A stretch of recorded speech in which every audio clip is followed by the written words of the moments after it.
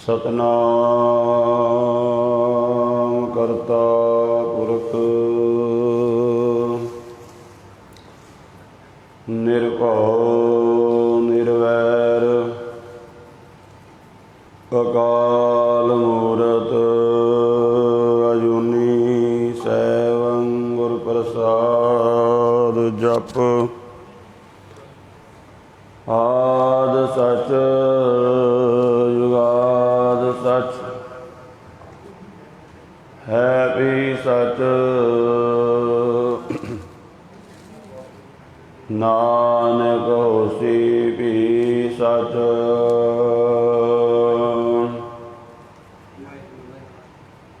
अगम अगोचर सच साहिब मेरा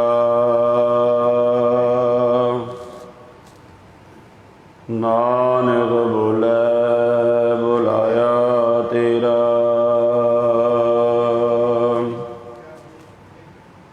जेता जियो पिंड सब तेरा तू अंतरजामी पुरख भगवान दासन दास कहे जन नानक जिया तू कराए त्या करी बख्यान तेग बहादुर सिमरे घर नौ निद्या वै धाए सब ताई हुए सहाय। वाहिगुरु जी का खालसा वाहिगुरु जी की फतेह। परम सन्मानयोग जुगो जुग अटल चवर छतर तख्त मालक हाजरा हजूर जारा जहूर सर्व कला भरपूर शब्द गुरु धन धन श्री गुरु ग्रंथ साहिब जी महाराज सच्चे पातशाह जी दे पावन चरना कमलों विखे हाजरीन गुरु प्यारे गुरु सवारे सत्संगी जनों गुरु पातशाह जी ने बख्शिश की है। सत संगत दा महान समा बख्शिश कीता है। अज सिख कौम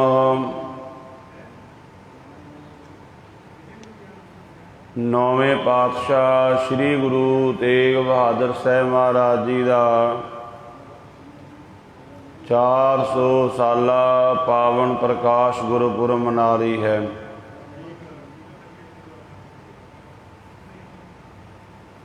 जितना क समा आपां नूं प्राप्त होया है उस समय दे दायरे विच रहिंदियां होइयां धन धन श्री गुरु तेग बहादुर साहब महाराज जी दे चरना विच अपनियां सुरतियां बिरतियां नूं जोड़ के आपां लाहा प्राप्त करना है। संसार भर दे विच सतगुरु पातशाह जी दे पावन 400 साला प्रकाश गुरपुरब दीयां खुशियां अंदर महान समागम चल रहे हैं।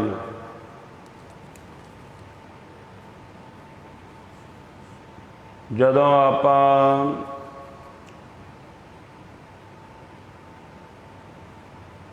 गुर इतिहास वाल झाती मारते हाँ वेखते हाँ ये जिहड़ा शताब्दियां मनाउण दा सिलसिला चलिया है, ये भी कुछ सालों तो चलिया है। क्योंकि आपां वेखीए गुरु तेग बहादुर साहब महाराज जी का ये जिहड़ा 400 साला प्रकाश गुरपुरब मनाया जा रहा है, इस तो पहला सतगुरु जी का 300 साला प्रकाश गुरपुरब आया 1921 दे विच। उस समय के अंदर भी जदों आपां सिख इतिहास नूं पढ़दे हां, इन्नी वड्डी पद्धर ते सतगुरु जी का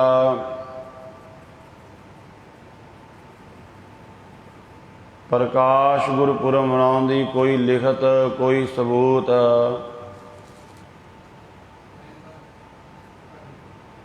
वो जानकारी नहीं प्राप्त होंदी। क्योंकि 1921 दे विच आपां वेखदे हां ननकाना साहब जी का साका हुंदा है।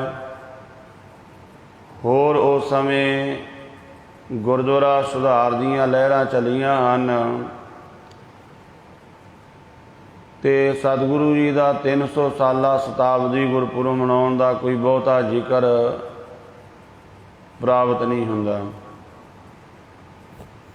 उस तो पिछे आपां चलीए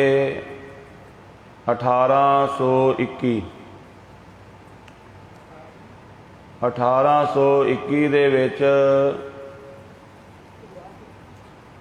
बाबा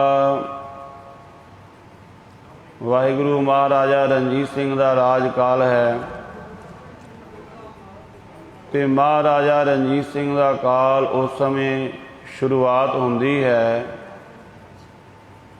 उस समय भी सिख जगत, सिख कौम जिहड़ा है महाराजा रणजीत सिंह अपना राज भाग दीयां सरहदां वधाउण दे विच मशरूफ हैं।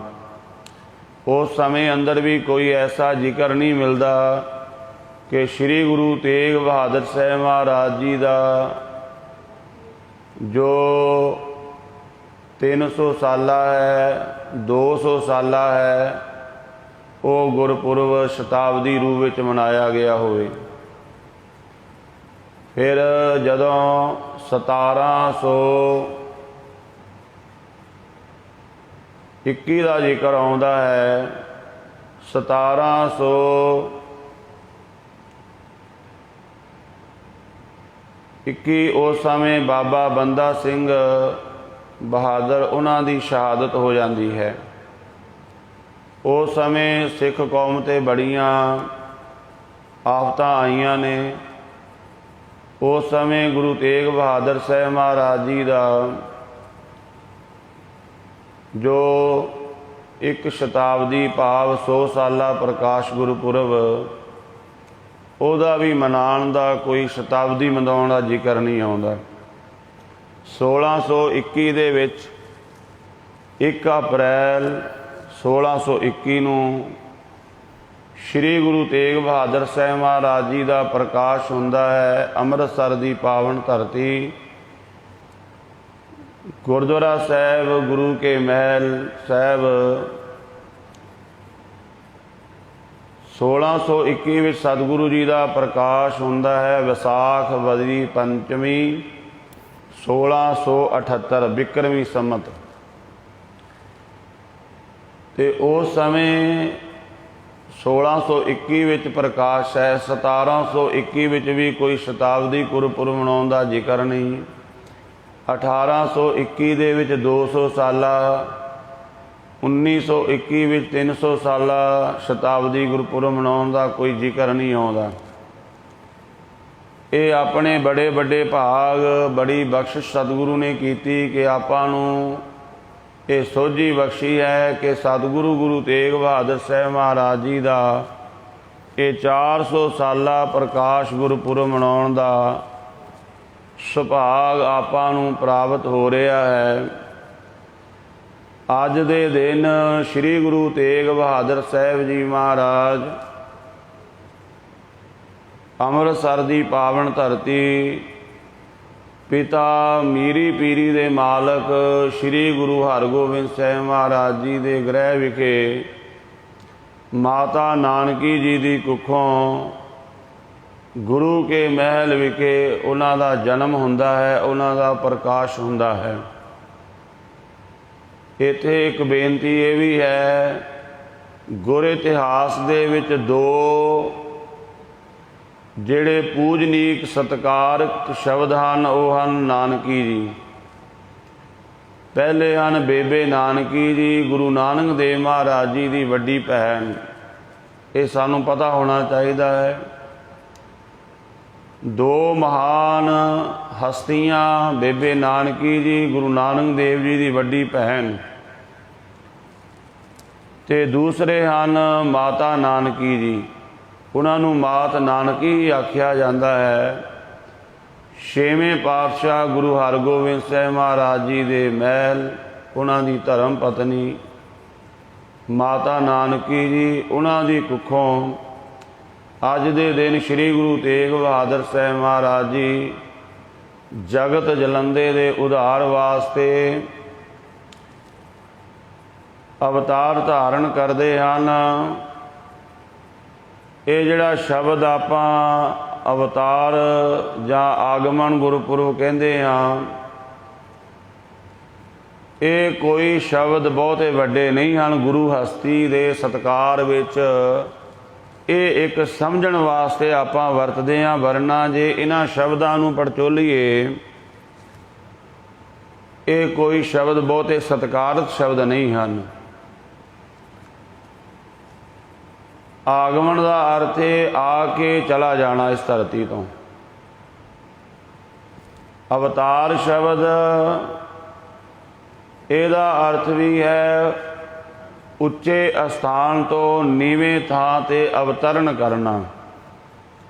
जिवें श्री सौनी साहब तुसीं पढ़दे हो ना बाणी, जिहड़ा 13वां श्लोक है, 13वीं अष्टपदी है, संत शरण जो जन परै सो जन उदरणहार, संत की निंदा नानका बहोर बहोर अवतार। संतां दी निंदा करन वाला वार वार अवतार धारण करता है। अवतार धारण का अर्थ नीवीं जगह ते चला जाना, नीवें थां ते चला जाना, अवतरण करना। इस करके इन्हां शब्दां दी लड़ाई विच झगड़े विच नहीं पैना, क्योंकि कई बार ऐसा हुंदा है कि कोई शब्द जदों आपां बोलदे हां ते बेसमझी विच लोग कई तरह के सवाल खड़े कर देन। ये एक अपने समझण वास्ते है, कहण वास्ते है। वरना जो सतगुरु है, सतगुरु मेरा सदा सदा ना आवे ना जाए, ओ अविनाशी पुरख है सब मेरे समाए। सतगुरु मेरा ना कितों आउंदा है ना किते जांदा है, वो सदा ही है। ये साडे समझण वास्ते शब्द आपां वरतदे हां कि अवतार गुरपुरब है, आगमन गुरपुरब है। वैसे गुरबाणी दे विच शब्द जन्मिया वरतिया है। जम्मिया पूत भगत गोबिंद का, प्रगटिया सब मैं लिखिया धुर का। छेवें पातशाह गुरु हरगोबिंद साहिब महाराज जी बारे उत्थे जिक्र है। गुरु अर्जन देव महाराज जी ने जदों गुरु हरगोबिंद साहिब जी का प्रकाश होया, जन्म होया, तो उन्होंने अपनी बाणी विच वो जिक्र किया है। ते पंचम पातशाह गुरु अर्जन देव जी महाराज बाबत भट्ट साहिबान कहते ने, तैं जनमत गुरमत ब्रह्म पछाणियो, कल जोड़ कर सो जस वखाणियो। जन्म लिया है। सो अज दा ओ मुबारक दिहाड़ा है। अमृत वेले दरबार साहिब हरमंदर साहिब दे अंदर श्री आसा की वार दा कीर्तन हो रहा है। इधर गुरु के महलों विच गुरु तेग बहादुर साहिब महाराज जी का प्रकाश हुंदा है, आगमन हुंदा है। मेवड़े सिख ने आके दसिया, पातशाह तुहाडे घर साहिबजादे ने जन्म लिया है। आसा की वार दे कीर्तन दे भोग तो बाद धन गुरु हरगोबिंद साहिब महाराज मीरी पीरी दे मालक जदों अपने महलों विच वापस गए हैं ते ਗੁਰੂ ਤੇਗ ਬਹਾਦਰ ਸਾਹਿਬ ਮਹਾਰਾਜ ਜੀ ਨੂੰ ਆਪਣੇ ਹੱਥਾਂ ਦੇ ਵਿੱਚ ਲਿਆ ਹੈ। ਵੇਖ ਕੇ ਮਹਾਰਾਜ ਮੁਸਕਰਾਏ ਅਤੇ ਨਮਸਕਾਰ ਕੀਤੀ ਹੈ। ਇਤਿਹਾਸ ਵਿੱਚ ਇਹ ਜ਼ਿਕਰ ਆਉਂਦਾ ਹੈ। ਭਾਈ ਬਿਧੀ ਚੰਦ ਹੋਰ ਗੁਰਸਿੱਖੇ ਕਾਰਨ ਪੁੱਛਦੇ ਨੇ, ਮਹਾਰਾਜ ਇਸ ਤੁਹਾਡੇ ਸਾਹਿਬਜ਼ਾਦੇ ਦਾ ਜਿਹਦਾ ਹੁਣੇ ਜਨਮ ਹੋਇਆ ਥੋੜ੍ਹਾ ਸਮਾਂ, ਤੇ ਤੁਸੀਂ ਇਸ ਨੂੰ ਨਮਸਕਾਰ ਕੀਤੀ ਹੈ। ਗੁਰੂ ਹਰਗੋਬਿੰਦ ਸਾਹਿਬ ਮਹਾਰਾਜ ਜੀ ਕਹਿੰਦੇ ਇਹ ਬਹੁਤ ਵੱਡੀ ਮਹਾਨ ਹਸਤੀ ਹੈ, ਜਿਨ੍ਹਾਂ ਨੇ ਹਿੰਦੁਸਤਾਨ ਦੀ ਸੰਸਕ੍ਰਿਤ ਨੂੰ, ਹਿੰਦੂ ਧਰਮ ਨੂੰ ਬਚਾਉਣਾ ਹੈ ਅਤੇ ਇਹਨਾਂ ਦੇ ਘਰ ਵਿੱਚ ਬੜੇ ਬਲੀ ਯੋਧੇ ਪੁੱਤਰ ਨੇ ਜਨਮ ਲੈਣਾ ਹੈ। ਸੋ ਇਤਿਹਾਸ ਵਿੱਚ ਹੋਰ ਵੀ ਜ਼ਿਕਰ ਆਉਂਦਾ ਹੈ, ਜਦੋਂ ਗੁਰੂ ਤੇਗ ਬਹਾਦਰ ਮਹਾਰਾਜ ਸਾਹਿਬ ਜੀ ਬਾਲਪਨ ਦੀ ਅਵਸਥਾ ਦੇ ਵਿੱਚ ਵਿਚਰਦੇ ਨੇ, ਮੀਰੀ ਪੀਰੀ ਦੇ ਮਾਲਕ ਗੁਰੂ ਹਰਗੋਬਿੰਦ ਸਾਹਿਬ ਮਹਾਰਾਜ ਜੀ ਦਾ ਦਰਬਾਰ ਸਜਿਆ ਹੁੰਦਾ ਹੈ, ਸੰਗਤ ਬੈਠੀ ਹੁੰਦੀ ਹੈ। ਜਦੋਂ ਆਉਂਦੇ ਨੇ ਔਰ ਬੜੇ ਪਿਆਰ ਨਾਲ ਆ ਕੇ ਨਮਸਕਾਰ ਕਰਦੇ ਨੇ, ਗੁਰੂ ਤੇਗ ਬਹਾਦਰ ਸਾਹਿਬ ਮਹਾਰਾਜ ਜੀ ਨੂੰ ਗੁਰੂ ਹਰਗੋਬਿੰਦ ਸਾਹਿਬ ਮਹਾਰਾਜ ਜੀ ਆਪਣੇ ਕੋਲ ਪਿਆਰ ਨਾਲ ਬਿਠਾ ਲੈਂਦੇ ਨੇ, ਬੜਾ ਪਿਆਰ ਕਰਦੇ ਨੇ। ਅਸਲ ਵਿੱਚ ਉਹ ਅੰਦਰ ਦੀ ਰੂਹਾਨੀਅਤ ਦੀ ਖਿੱਚ ਹੈ। ਸੋ ਸਾਧ ਸੰਗਤ, ਸਤਿਗੁਰੂ ਗੁਰੂ ਹਰਗੋਬਿੰਦ ਸਾਹਿਬ ਮਹਾਰਾਜ ਜੀ ਨੇ 4 ਜੰਗਾਂ ਲੜੀਆਂ ਨੇ। ਜਿਹੜੀ ਕਰਤਾਰਪੁਰ ਦੀ ਜੰਗ ਲੜੀ ਹੈ, ਉਸ ਸਮੇਂ ਗੁਰੂ ਤੇਗ ਬਹਾਦਰ ਸਾਹਿਬ ਮਹਾਰਾਜ ਜੀ ਦੀ ਜਿਹੜੀ ਆਰਜਾ ਹੈ ਉਹ 13 ਸਾਲ ਦੀ ਹੋ ਜਾਂਦੀ ਹੈ। 13 ਸਾਲ ਦੀ ਆਰਜਾ, ਅੱਜ ਆਪਾਂ ਵੇਖੋ ਬੱਚੇ ਦੀ 13 ਸਾਲ ਦੀ ਉਮਰ, ਕਿੰਨਾ ਕੁ ਉਹਦਾ ਕੱਦ ਕਾਠ ਹੁੰਦਾ ਹੈ। ਤੇ ਧੰਨ ਗੁਰੂ ਤੇਗ ਬਹਾਦਰ ਸਾਹਿਬ ਮਹਾਰਾਜ ਜੀ ਉਸ ਉਮਰ ਦੇ ਵਿੱਚ ਕਰਤਾਰਪੁਰ ਦੀ ਜੰਗ ਦੇ ਵਿੱਚ ਬੜਾ ਜੌਹਰ ਵਿਖਾਉਂਦੇ ਨੇ ਤੇਗ ਦਾ।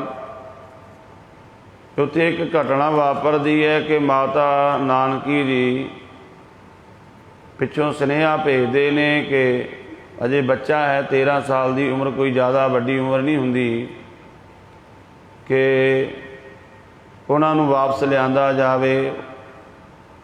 ਤਾਂ ਉਸ ਸਮੇਂ ਗੁਰੂ ਤੇਗ ਬਹਾਦਰ ਸਾਹਿਬ ਮਹਾਰਾਜ ਜੀ ਕਹਿ ਕੇ ਭੇਜਦੇ ਨੇ ਕਿ ਇਸ ਜੰਗ ਦੇ ਮੈਦਾਨ ਵਿੱਚ ਸਾਨੂੰ ਗੁਰੂ ਪਿਤਾ ਨੇ ਜੋ ਗੁਣ ਦਿੱਤਾ ਹੈ, ਜੋ ਸਮਝ ਦਿੱਤੀ ਹੈ, ਜੋ ਸੋਝੀ ਬਖਸ਼ੀ ਹੈ, ਕਿ ਜੰਗ ਦੇ ਮੈਦਾਨ ਵਿੱਚ ਆਇਆ ਹੋਇਆ ਸੂਰਮਾ ਜਾਂ ਜੰਗ ਜਿੱਤ ਕੇ ਮੁੜਦਾ ਹੈ ਜਾਂ ਫਿਰ ਸ਼ਹੀਦੀ ਪ੍ਰਾਪਤ ਕਰਕੇ ਮੁੜਦਾ ਹੈ। ਇਹ 2 ਗੱਲਾਂ ਵਿੱਚੋਂ ਇੱਕ ਗੱਲ ਹੋਏਗੀ ਤਾਂ ਵਾਪਸ ਆਵਾਂਗੇ। ਫਿਰ ਇਹ ਕਰਤਾਰਪੁਰ ਦੀ ਜੰਗ ਜਿੱਤੀ ਜਾਂਦੀ ਹੈ। ਗੁਰੂ ਹਰਗੋਬਿੰਦ ਸਾਹਿਬ ਮਹਾਰਾਜ ਬੜੀਆਂ ਬਖਸ਼ਿਸ਼ਾਂ ਕਰਦੇ ਨੇ। ਅੱਗੇ ਚੱਲ ਕੇ ਜਦੋਂ ਆਪਾਂ ਵੇਖਦੇ ਹਾਂ, ਹੁਣ ਮੀਰੀ ਪੀਰੀ ਦੇ ਮਾਲਕ ਗੁਰੂ ਹਰਗੋਬਿੰਦ ਸਾਹਿਬ ਮਹਾਰਾਜ ਜੀ ਕੀਰਤਪੁਰ ਸਾਹਿਬ ਦੀ ਧਰਤੀ 'ਤੇ ਆ ਕੇ ਆਪਣਾ ਵਸੇਬਾ ਰੱਖਦੇ ਨੇ, ਇੱਥੇ ਟਿਕਾਣਾ ਕਰ ਲੈਂਦੇ ਹਨ। ਜਦੋਂ 1632 ਦੇ ਵਿੱਚ ਪਹਿਲਾਂ ਗੁਰੂ ਤੇਗ ਬਹਾਦਰ ਸਾਹਿਬ ਮਹਾਰਾਜ ਜੀ ਦਾ ਵਿਆਹ ਮਾਤਾ ਗੁਜਰੀ ਨਾਲ ਹੋ ਜਾਂਦਾ ਹੈ 11 ਸਾਲ ਦੀ ਉਮਰ ਦੇ ਵਿੱਚ। 1621 ਦੇ ਵਿੱਚ ਉਹਨਾਂ ਦਾ ਪ੍ਰਕਾਸ਼ ਹੈ। 1632 ਦੇ ਵਿੱਚ ਗੁਰੂ ਤੇਗ ਬਹਾਦਰ ਸਾਹਿਬ ਮਹਾਰਾਜ ਜੀ ਦਾ ਮਾਤਾ ਗੁਜਰੀ ਨਾਲ ਵਿਆਹ ਆਨੰਦ ਕਾਰਜ ਹੋ ਜਾਂਦਾ ਹੈ। ਜਦੋਂ ਗੁਰੂ ਹਰਗੋਬਿੰਦ ਸਾਹਿਬ ਮਹਾਰਾਜ ਕੀਰਤਪੁਰ ਸਾਹਿਬ ਦੀ ਧਰਤੀ 'ਤੇ ਵਸੇਬਾ ਰੱਖਦੇ ਨੇ, ਇੱਥੇ ਆ ਕੇ ਜਗਤ ਦਾ ਉਧਾਰ ਕਰ ਰਹੇ ਨੇ, ਜੋਤੀ ਜੋਤ ਸਮਾਉਂਦੇ ਨੇ 1644 ਦੇ ਵਿੱਚ। ਉਸ ਸਮੇਂ ਗੁਰੂ ਤੇਗ ਬਹਾਦਰ ਸਾਹਿਬ ਜੀ ਮਾਤਾ ਗੁਜਰੀ ਜੀ ਨੂੰ ਨਾਲ ਲੈ ਕੇ ਔਰ ਆਪਣੇ ਪੂਜਨੀਕ ਮਾਤਾ ਨਾਨਕੀ ਜੀ ਨੂੰ ਨਾਲ ਲੈ ਕੇ ਬਕਾਲੇ ਦੀ ਧਰਤੀ 'ਤੇ ਜੋ ਉਹਨਾਂ ਦਾ ਨਾਨਕਾ ਪਿੰਡ ਨਗਰ ਹੈ, ਇੱਥੇ ਆ ਕੇ ਗੁਰੂ ਤੇਗ ਬਹਾਦਰ ਸਾਹਿਬ ਮਹਾਰਾਜ ਜੀ ਵਸੇਬਾ ਰੱਖ ਰਹੇ ਨੇ ਔਰ ਇੱਕ ਲੰਮੀ ਜਿਹੜੀ ਹੈ ਉਹ ਸਾਧਨਾ ਕਰ ਰਹੇ ਹਨ। ਹਾਲਾਂਕਿ ਆਪਾਂ ਇਹ ਸ਼ਬਦ ਵਰਤ ਰਹੇ ਹਾਂ ਕਿਉਂਕਿ ਗੁਰੂ ਤਾਂ ਸੰਪੂਰਨ ਹੈ। ਇਹ ਸਾਨੂੰ ਸਮਝਾਉਣ ਵਾਸਤੇ ਕਿ ਜਿੰਨਾ ਕੋਈ ਵੱਡਾ ਕਾਰਜ ਕਰਨਾ ਪਵੇ ਉਹਦੇ ਵਾਸਤੇ ਓਨੀ ਤਿਆਰੀ ਕਰਨੀ ਪੈਂਦੀ ਹੈ। 10 ਗੁਰੂ ਸਾਹਿਬਾਨਾਂ ਦਾ ਆਪਾਂ ਜੀਵਨ ਪੜ੍ਹੀਏ, ਗੁਰੂ ਸਾਹਿਬ ਨੇ ਜੋ ਕੌਤਕ ਵਰਤਾਏ ਜਾਂ ਉਹਨਾਂ ਨੇ ਜੋ ਉਸ ਸਮੇਂ ਸਾਧਨਾ ਕੀਤੀ, ਉਹ ਸਾਰਾ ਸਾਨੂੰ ਕਰਕੇ ਵਿਖਾਇਆ ਕਿ ਦੁਨੀਆ ਦੇ ਵਿੱਚ ਕੋਈ ਵੱਡਾ ਕਾਰਜ ਕਰਨਾ ਹੈ, ਉਹਦੇ ਵਾਸਤੇ ਓਨੀ ਲੰਮੀ ਤਿਆਰੀ, ਓਨੀ ਲੰਮੀ ਸਾਧਨਾ ਦੀ ਲੋੜ ਹੈ। ਗੁਰੂ ਨੂੰ ਹਾਲਾਂਕਿ ਲੋੜ ਨਹੀਂ ਹੈ। ਆਪਾਂ ਵੇਖਦੇ ਹਾਂ ਗੁਰੂ ਨਾਨਕ ਪਾਤਸ਼ਾਹ ਜੀ ਅੰਮ੍ਰਿਤ ਵੇਲੇ ਉੱਠ ਕੇ ਸਮਾਧੀ ਵਿੱਚ ਬੈਠਦੇ ਨੇ, ਹਾਲਾਂਕਿ ਉਹਨਾਂ ਨੂੰ ਲੋੜ ਨਹੀਂ, ਉਹ ਤਾਂ ਆਪ ਨਿਰੰਕਾਰ ਨੇ। ਪਰ ਉਹ ਸਾਨੂੰ ਸਿੱਖਾਂ ਨੂੰ ਉਪਦੇਸ਼ ਦੇਣ ਵਾਸਤੇ ਕਿ ਸਾਡਾ ਸਿੱਖ ਵੀ ਅੰਮ੍ਰਿਤ ਵੇਲੇ ਉੱਠ ਕੇ ਇਸ ਤਰ੍ਹਾਂ ਨਾਮ ਜਪੇ, ਆਪਣੇ ਨਿਜ ਸਰੂਪ ਦੇ ਵਿੱਚ ਟਿਕੇ। ਇਸੇ ਤਰ੍ਹਾਂ 10 ਗੁਰੂ ਸਾਹਿਬਾਨਾਂ ਦਾ ਸਾਰਾ ਇਤਿਹਾਸ ਜੋ ਮਹਾਰਾਜ ਜੀ ਨੇ ਸਿਰਜਿਆ, ਉਹਨਾਂ ਨੂੰ ਕੁਝ ਕਰਨ ਦੀ ਲੋੜ ਨਹੀਂ ਸੀ, ਉਹ ਸਾਨੂੰ ਸਿਖਾਉਣ ਵਾਸਤੇ ਮਹਾਰਾਜ ਜੀ ਨੇ ਪੂਰਨੇ ਪਾਏ। ਤੇ ਆਪਾਂ ਜਦੋਂ ਇਤਿਹਾਸ ਨੂੰ ਪੜ੍ਹਦੇ ਹਾਂ, ਹੁਣ ਗੁਰੂ ਹਰਿਕ੍ਰਿਸ਼ਨ ਸਾਹਿਬ ਮਹਾਰਾਜ ਜੀ 1665 ਦੇ ਵਿੱਚ ਜੋਤੀ ਜੋ ਸਮਾਉਂਦੇ ਨੇ। 1665 ਦੇ ਵਿੱਚ ਗੁਰੂ ਤੇਗ ਬਹਾਦਰ ਸਾਹਿਬ ਮਹਾਰਾਜ ਜੀ ਨੂੰ ਗੁਰਤਾ ਗੁਰਗੱਦੀ ਪ੍ਰਾਪਤ ਹੁੰਦੀ ਹੈ। ਹੁਣ ਇਸ ਸਾਰੇ ਆਪਾਂ ਸਮੇਂ ਨੂੰ ਵੇਖਣਾ ਹੈ। ਤੁਸੀਂ ਸੁਣਦੇ ਹੋਵੋਗੇ ਇਤਿਹਾਸ ਵਿੱਚ ਕੋਈ ਕਹਿੰਦਾ ਗੁਰੂ ਤੇਗ ਬਹਾਦਰ ਸਾਹਿਬ ਮਹਾਰਾਜ ਜੀ 26 ਸਾਲ ਭੋਰੇ ਵਿੱਚ ਰਹੇ, ਕੋਈ 27 ਸਾਲਾਂ ਦਾ ਜ਼ਿਕਰ ਕਰਦਾ ਹੈ। ਪਰ ਜਦੋਂ ਆਪਾਂ ਇਹਨਾਂ ਤਰੀਕਾਂ ਨੂੰ ਵੇਖਦੇ ਹਾਂ 1644 1665 1644 ਵਿੱਚ ਗੁਰੂ ਤੇਗ ਬਹਾਦਰ ਸਾਹਿਬ ਜੀ ਬਕਾਲੇ ਦੀ ਧਰਤੀ 'ਤੇ ਆਉਂਦੇ ਨੇ। 1665 ਦੇ ਵਿੱਚ ਉਹਨਾਂ ਨੂੰ ਗੁਰਤਾ ਗੁਰਗੱਦੀ ਪ੍ਰਾਪਤ ਹੁੰਦੀ ਹੈ। 21 ਸਾਲ ਦਾ ਇਹ ਸਮਾਂ ਬਣਦਾ ਹੈ। 1644 + 21 1665 ਅਤੇ 1665 ਵਿੱਚ ਗੁਰਤਾ ਗੁਰਗੱਦੀ ਜਦੋਂ ਪ੍ਰਾਪਤ ਹੋਈ ਇੱਥੇ ਬਾਬੇ ਬਕਾਲੇ ਦੀ ਧਰਤੀ 'ਤੇ, ਕਿਉਂਕਿ ਗੁਰੂ ਹਰਿਕ੍ਰਿਸ਼ਨ ਸਾਹਿਬ ਮਹਾਰਾਜ ਜੀ ਜੋਤੀ ਜੋ ਸਮਾਨ ਲੱਗੇ, ਉਹਨਾਂ ਨੇ ਇੰਨੇ ਹੀ ਬਚਨ ਆਖੇ ਸੀ ਵੀ ਜਿਹੜਾ ਗੁਰੂ ਨਾਨਕ ਦੀ ਜੋਤ ਗੱਦੀ ਦਾ ਅਗਲਾ ਵਾਰਸ ਹੈ, ਬਾਬਾ ਬਸੈ ਗ੍ਰਾਮ ਬਕਾਲੇ, ਬਨ ਗੁਰ ਸੰਗਤ ਸਗਲ ਸੰਭਾਲੇ। ਕਿ ਜਿਹੜਾ ਗੁਰੂ ਨਾਨਕ ਦੀ ਗੱਦੀ ਦਾ ਅਗਲਾ ਵਾਰਸ ਹੈ ਉਹ ਬਕਾਲੇ ਦੀ ਧਰਤੀ 'ਤੇ ਹੈ। ਉਸ ਸਮੇਂ ਕੇਵਲ ਗੁਰੂ ਤੇਗ ਬਹਾਦਰ ਸਾਹਿਬ ਮਹਾਰਾਜ ਜੀ ਸੀ। ਪਰ ਜਦੋਂ ਹੋਰ ਸੋਢੀਆਂ ਨੇ ਸੁਣਿਆ, ਇਤਿਹਾਸ ਵਿੱਚ ਜ਼ਿਕਰ ਆਉਂਦਾ ਹੈ 22 ਹੋਰ ਉੱਥੇ ਆ ਕੇ ਸੋਢੀ ਜਿਹੜੇ ਗੱਦੀਆਂ ਲਾ ਕੇ ਬੈਠ ਗਏ। ਉਹਨਾਂ ਵਿੱਚੋਂ ਸਭ ਤੋਂ ਅੱਗੇ ਸੀ ਬਾਬਾ ਧੀਰਮਲ। ਇਹ ਬਾਬਾ ਧੀਰਮਲ ਕੌਣ ਹੈ? ਇਹ ਗੁਰੂ ਹਰਗੋਬਿੰਦ ਸਾਹਿਬ ਮਹਾਰਾਜ ਜੀ ਦਾ ਪੋਤਰਾ ਹੈ, ਬਾਬਾ ਗੁਰਦਿੱਤਾ ਜੀ ਦਾ ਵੱਡਾ ਸਾਹਿਬਜ਼ਾਦਾ ਹੈ। ਬਾਬਾ ਗੁਰਦਿੱਤਾ ਜੀ ਦਾ ਵੱਡਾ ਪੁੱਤਰ ਹੈ ਬਾਬਾ ਧੀਰਮਲ। ਬਾਬਾ ਗੁਰਦਿੱਤਾ ਜੀ ਦੇ ਛੋਟੇ ਪੁੱਤਰ ਹਨ ਗੁਰੂ ਹਰਰਾਏ ਸਾਹਿਬ ਜੀ। ਇਹ ਸਾਨੂੰ ਇਤਿਹਾਸ ਦੇ ਵਿੱਚ ਇਹ ਜਾਣਕਾਰੀ ਪਤਾ ਹੋਣਾ ਚਾਹੀਦੀ ਹੈ। ਬਾਬਾ ਧੀਰਮਲ ਅੱਗੇ, ਕਿਉਂਕਿ ਜਿਸ ਸਮੇਂ 6ਵੇਂ ਪਾਤਸ਼ਾਹ ਗੁਰੂ ਹਰਗੋਬਿੰਦ ਸਾਹਿਬ ਮਹਾਰਾਜ ਜੀ ਕੀਰਤਪੁਰ ਸਾਹਿਬ ਦੀ ਧਰਤੀ ਆਏ ਨੇ, ਉਦੋਂ ਜਿਹੜਾ ਗੁਰੂ ਗ੍ਰੰਥ ਸਾਹਿਬ ਜੀ ਦਾ ਸਰੂਪ ਸੀ ਕਰਤਾਰਪੁਰ, ਉਹ ਬਾਬਾ ਧੀਰਮਲ ਨੂੰ ਦੇ ਆਏ ਸੀ। ਬਾਬਾ ਧੀਰਮਲ ਨੇ ਰੱਖ ਲਿਆ ਸੀ ਆਪਣੇ ਕੋਲ। ਇਸ ਕਰਕੇ ਉਹ ਦਾਅਵਾ ਕਰਦਾ ਸੀ ਕਿ ਗੁਰੂ ਨਾਨਕ ਦੀ ਗੱਦੀ ਦਾ ਅਗਲਾ ਵਾਰਸ ਮੈਂ ਹਾਂ, ਕਿਉਂਕਿ ਗੁਰੂ ਗ੍ਰੰਥ ਸਾਹਿਬ ਜਿਹੜਾ ਪੰਚਮ ਪਾਤਸ਼ਾਹ ਜੀ ਨੇ ਲਿਖਵਾਇਆ ਸੀ, ਜੋ ਪਹਿਲਾ ਮਹਾਰਾਜ ਜੀ ਗੁਰੂ ਗ੍ਰੰਥ ਸਾਹਿਬ ਜੀ ਦਾ ਸਰੂਪ ਤਿਆਰ ਹੋਇਆ, ਉਹ ਬਾਬਾ ਧੀਰਮਲ ਦੇ ਕੋਲ ਸੀ। ਸਭ ਤੋਂ ਵੱਡਾ ਉਹਦਾ ਦਾਅਵਾ ਇਹ ਸੀ। ਪਰ ਜਦੋਂ ਬਾਬਾ ਮੱਖਣ ਸ਼ਾਹ ਲਵਾਣੇ ਨੇ ਆ ਕੇ ਪਤਾ ਕੀਤਾ, ਉਹਨਾਂ ਦਾ ਇਤਿਹਾਸ ਸਾਖੀ ਆਉਂਦੀ ਕਿ ਉਹਨਾਂ ਦਾ ਕਿਤੇ ਬਰੇਤੀ ਵਿੱਚ ਜਹਾਜ਼ ਫਸ ਗਿਆ ਸਮੁੰਦਰ ਦੇ ਵਿੱਚ। ਆਰਾਧਨਾ ਕੀਤੀ, ਤੇਗ ਬਹਾਦਰ ਸਿਮਰਿਆ, ਘਰ ਨੌ ਨਿਜਾਵੈ ਧਾਏ, ਸਭ ਥਾਈ ਹੋਏ ਸਹਾਏ। ਉਹਨਾਂ ਨੂੰ ਪਤਾ ਸੀ ਗੁਰੂ ਹਰਕ੍ਰਿਸ਼ਨ ਸਾਹਿਬ ਮਹਾਰਾਜ ਜੀ ਜੋਤੀ ਜੋ ਸਮਾ ਚੁੱਕੇ ਨੇ, ਔਰ ਇੰਨਾ ਇਸ਼ਾਰਾ ਕਰ ਗਏ ਨੇ ਵੀ ਅਗਲਾ ਜਿਹੜਾ ਗੁਰੂ ਹੈ ਉਹ ਬਕਾਲੇ ਦੀ ਧਰਤੀ, ਪਰ ਪਤਾ ਨਹੀਂ, ਨਾਂ ਨਹੀਂ ਪਤਾ। ਤਾਂ ਉਹਨਾਂ ਨੇ ਅੰਤਰ ਧਿਆਨ ਹੋ ਕੇ ਅਰਦਾਸ ਕੀਤੀ, ਗੁਰੂ ਨਾਨਕ ਦੀ ਜੋਤ ਤੁਸੀਂ ਜਿਸ ਰੂਪ ਦੇ ਵਿੱਚ ਜਿੱਥੇ ਵਿਰਾਜ ਰਹੇ ਹੋ, ਕਿਰਪਾ ਕਰੋ, ਮੇਰੇ 'ਤੇ ਇਹ ਸੰਕਟ ਬਣਿਆ ਹੈ ਅਤੇ ਮੇਰੀ ਸਹਾਇਤਾ ਕਰੋ। ਮਹਾਰਾਜ ਜੀ ਨੇ ਕਿਰਪਾ ਕੀਤੀ, ਉਹਦੀ ਅਰਦਾਸ ਸੁਣੀ ਗਈ, ਉਹਦਾ ਕਾਰਜ ਰਾਸ ਹੋਇਆ। ਜਦੋਂ 500 ਮੋਹਰਾਂ ਦਾ ਜ਼ਿਕਰ ਆਉਂਦਾ ਆਇਆ, ਪਤਾ ਲੱਗਾ ਇੱਥੇ ਤਾਂ 22 ਗੁਰੂ ਬਣੇ ਬੈਠੇ ਹਨ। ਪਰਖ ਕਰਦਾ ਹੈ ਸਿੱਖ ਦੇ ਕੋਲ, ਇਹ ਸੋਝੀ ਹੋਣੀ ਚਾਹੀਦੀ ਹੈ, ਦ੍ਰਿਸ਼ਟੀ ਹੋਣੀ ਚਾਹੀਦੀ ਹੈ। ਦੋ ਮੋਹਰਾਂ ਰੱਖਦਾ ਹੈ, ਜਿਹਦੇ ਅੱਗੇ ਵੀ ਰੱਖ ਕੇ ਨਮਸਕਾਰ ਕਰਦਾ ਉਹ ਸਰੋਪਾ ਗਲ ਵਿੱਚ ਪਾ ਦਿੰਦਾ ਵੀ ਇਹ ਤਾਂ ਬਹੁਤ ਵੱਡਾ ਸਿੱਖ ਹੈ, ਇਹਦੇ ਵਰਗਾ ਸਿੱਖ ਕੋਈ ਹੋਰ ਹੈ ਹੀ ਨਹੀਂ। ਪਰ ਭਾਈ ਮੱਖਣ ਸ਼ਾਹ ਲਵਾਣਾ ਉਹ ਤਾਂ ਪਰਖ ਕਰ ਰਿਹਾ ਵੀ ਇਹਨਾਂ ਵਿੱਚੋਂ ਅਸਲੀ ਗੁਰੂ ਕਿਹੜਾ, ਕਿਉਂਕਿ ਜਿਹੜਾ ਅਸਲੀ ਗੁਰੂ ਹੈ ਉਹ ਪੂਰੀ ਭੇਟਾ ਮੰਗੇਗਾ ਵੀ ਤੂੰ ਅਰਦਾਸ ਇੰਨੇ ਦੀ ਕੀਤੀ ਹੈ। ਜਦੋਂ 22 ਦੇ 22 ਫੇਲ ਹੋ ਗਏ, ਫਿਰ ਪੁੱਛਦਾ ਨਗਰ ਦੇ ਲੋਕਾਂ ਨੂੰ ਵੀ ਇੱਥੇ ਕੋਈ ਹੋਰ ਵੀ ਹੈ, ਤਾਂ ਉਹਨਾਂ ਨੇ ਕਿਹਾ ਹਾਂ ਇੱਥੇ ਇੱਕ ਮਹਾਰਾਜ ਜੀ ਦਾ ਉਹਨਾਂ ਨੇ ਨਾਮ ਹੀ ਸਧਾਰਨ ਜਿਹੇ ਰੂਪ ਵਿੱਚ ਲਿਆ ਕਿ ਉਹ ਇੱਥੇ ਰਹਿੰਦੇ ਨੇ, ਭੋਰੇ ਵਿੱਚ ਬਹੁਤਾ ਸਮਾਂ ਗੁਜ਼ਾਰਦੇ ਨੇ। ਆ ਕੇ ਮਾਤਾ ਗੁਜਰੀ ਜੀ ਤੋਂ ਆਗਿਆ ਲੈ ਕੇ ਅੰਦਰ ਗਏ, ਅਤੇ ਜਦੋਂ ਦੋ ਮੋਹਰਾਂ ਰੱਖ ਕੇ ਕਹਿੰਦੇ ਹਨ ਮੱਥਾ ਟੇਕਿਆ, ਅਤੇ ਮਹਾਰਾਜ ਕਹਿੰਦੇ ਭਾਈ ਗੁਰਸਿੱਖਾ ਜਿਸ ਸਮੇਂ ਤੇਰੇ 'ਤੇ ਬਿਪਤਾ ਬਣੀ ਸੀ, ਔਖਾ ਸਮਾਂ ਬਣਿਆ ਸੀ, ਉਦੋਂ ਤੂੰ ਅਰਦਾਸ ਕੀ ਕੀਤੀ ਸੀ, ਹੁਣ ਭੇਟਾ ਕੀ ਰੱਖ ਰਿਹਾ ਹੈ। ਔਰ ਇਤਿਹਾਸ ਇਹ ਵੀ ਕਹਿੰਦਾ ਮਹਾਰਾਜ ਜੀ ਨੇ ਆਪਣੇ ਮੋਢਿਆਂ ਤੋਂ ਕੱਪੜਾ ਚਾਦਰ ਲਾ ਕੇ ਦਿਖਾਇਆ ਕਿ ਦੇਖ ਹਜੇ ਸਾਡੇ ਜ਼ਖਮ ਵੀ ਅੱਲੇ ਹਨ। ਤਾਂ ਉਸ ਸਮੇਂ ਮੱਖਣ ਸ਼ਾਹ ਲਵਾਣਾ ਭੇਟਾ ਰੱਖ ਕੇ ਫਿਰ ਕੋਠੇ 'ਤੇ ਚੜ੍ਹ ਕੇ ਉੱਚੀ ਉੱਚੀ ਆਵਾਜ਼ਾਂ ਦਿੰਦਾ ਹੈ, ਗੁਰ ਲਾਧੋ ਰੇ, ਗੁਰ ਲਾਧੋ ਰੇ, ਗੁਰ ਲਾਧੋ ਰੇ। ਗੁਰੂ ਲੱਭ ਪਿਆ ਭਾਈ ਆ ਜਾਓ।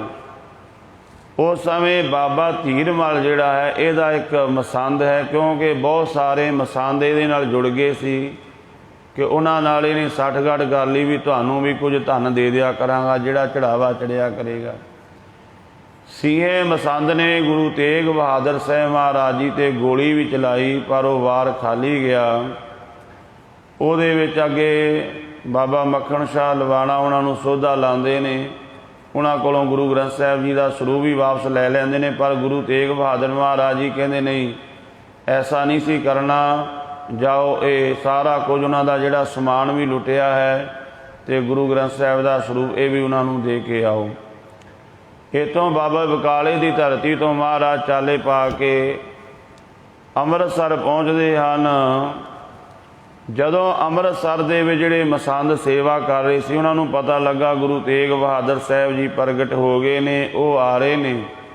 ਹਰਿਮੰਦਰ ਸਾਹਿਬ ਦੇ ਦਰਵਾਜ਼ੇ ਬੰਦ ਕਰਕੇ ਉਹ ਘਰਾਂ ਨੂੰ ਚਲੇ ਗਏ ਸੀ।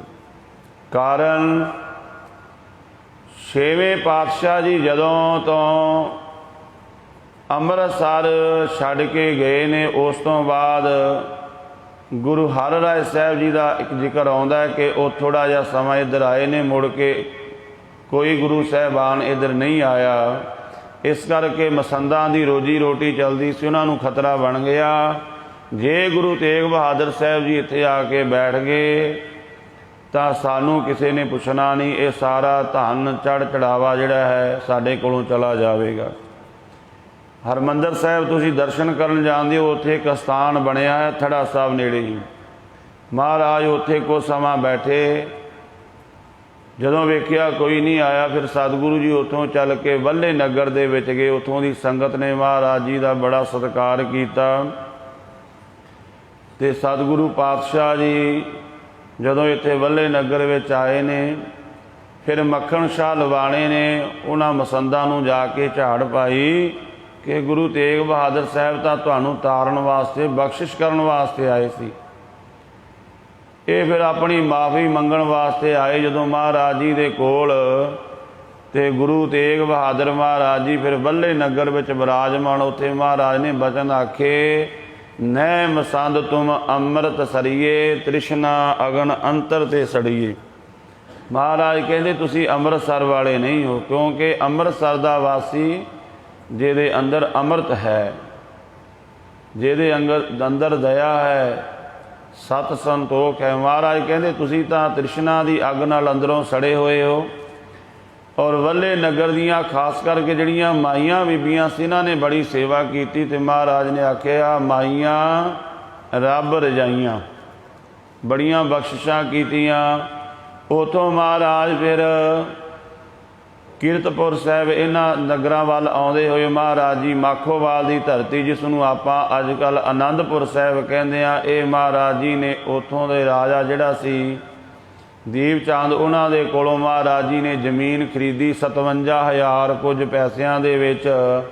और इत्थे महाराज जी ने अपने पूजनीक माता नानकी जी के नाम ते ਚੱਕ माता नानकी ये नगर वसाया। और बाद विच इस दा नाम श्री आनंदपुर साहिब जिहड़ा है वो प्रसिद्ध होया। इत्थों सतगुरु जी फिर बांगर देश वाले इधर गए हैं।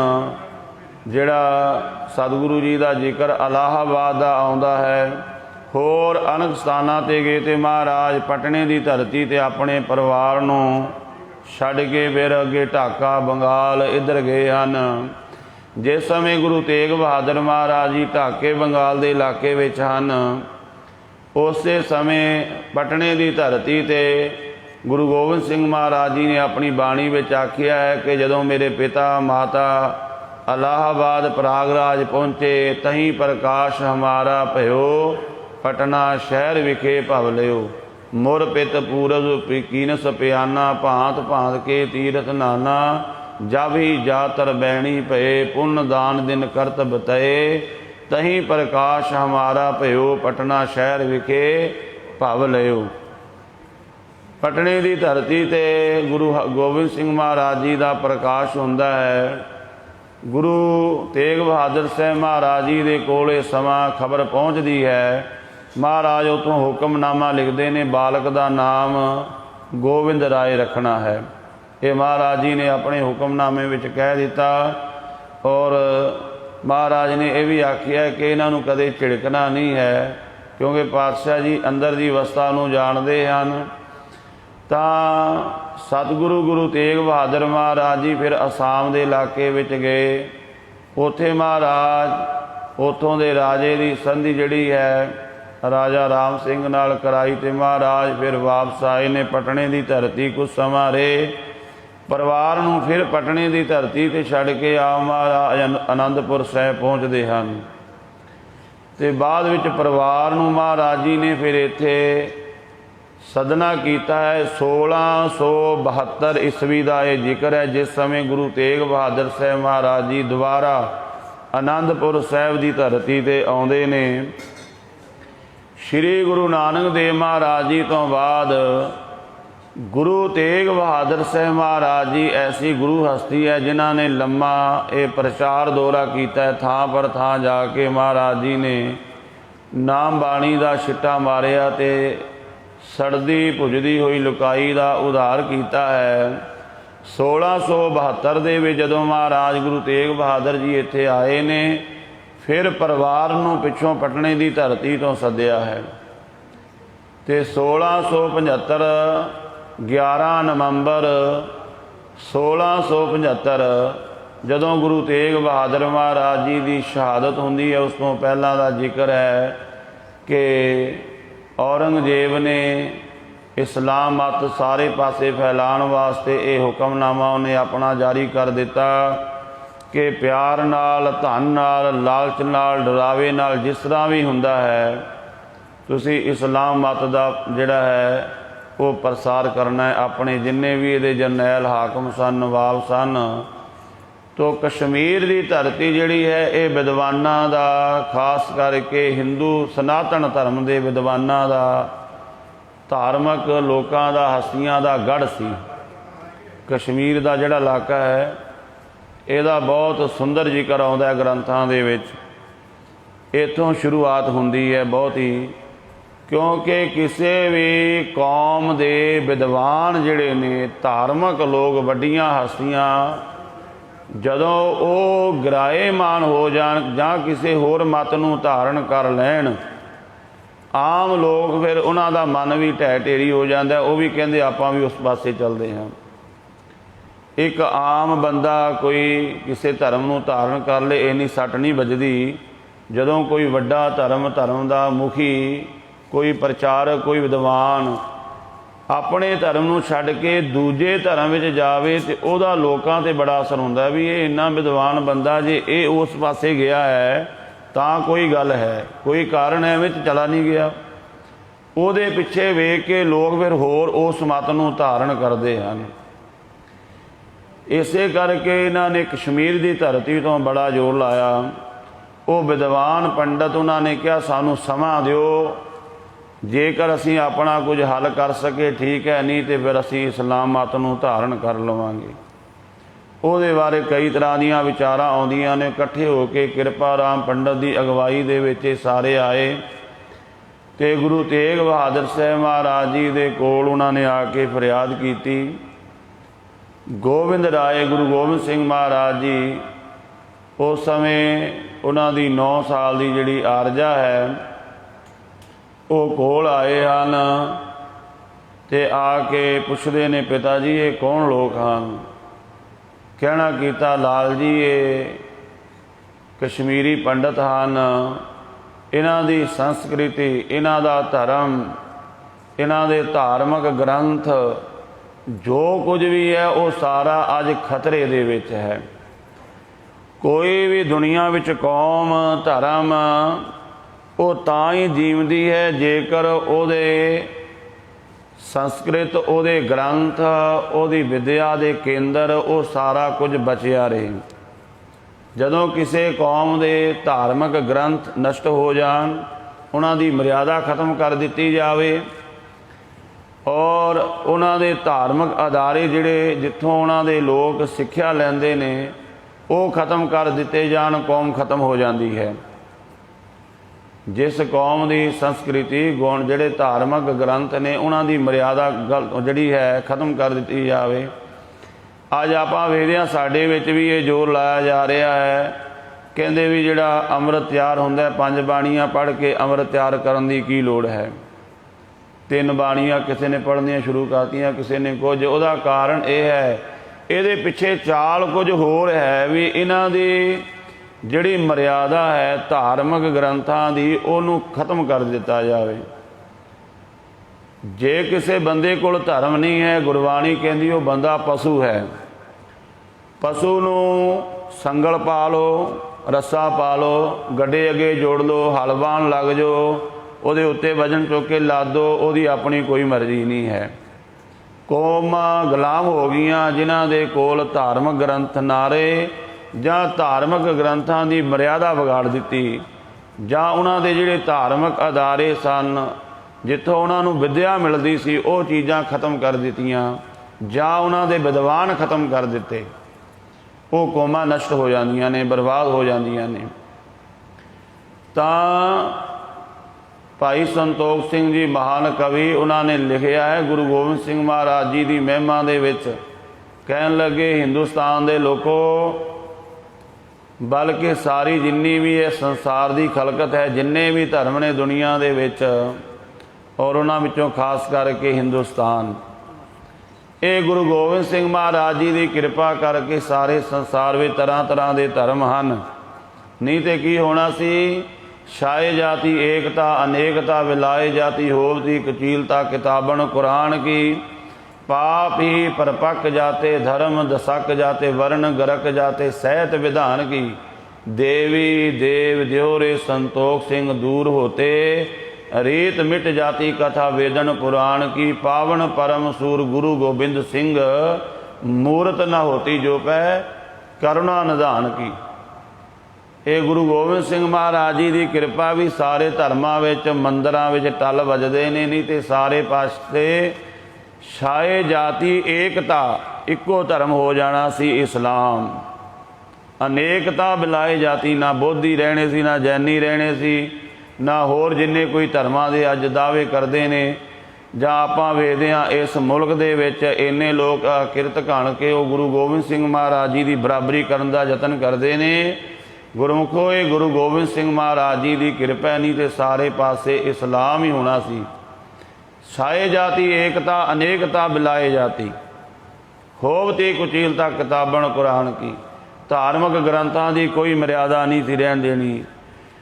तो धन गुरु तेग बहादुर महाराज जी कहते इन्हों का धर्म, इन्हों की संस्कृति, इन्हों का विद्वान गुणी जाने सारा कुछ इन्हों का खतरे में है।